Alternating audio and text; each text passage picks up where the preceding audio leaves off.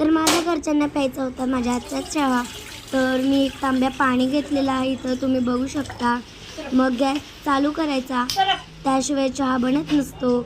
मग 1 चम्मच साखर म्हणजे 1 मूठ, मग अजून 1 मूठ साखर टाकायची आणि त्यानंतर साखरेचा डबा बंद आणि चहापत्तीचा उघडा.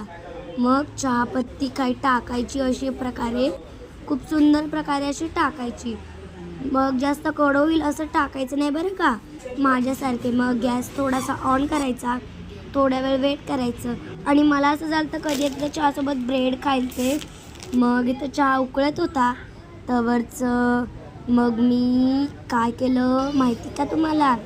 मग मी थोडे केस बांधले, कारण गरमी खूप आहे त्यामुळे माझा चेहरा इतका ऑइली झाला आहे ना, तुम्हाला काय सांगू.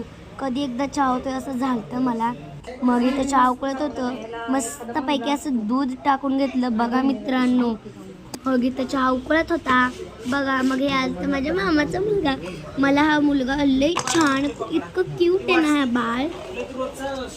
तर मला झालं चहा पिऊन रेडी झालते, तर घरचे म्हणले खूप सुंदर चहा केलाय. तर भेटूया नेक्स्ट पार्ट.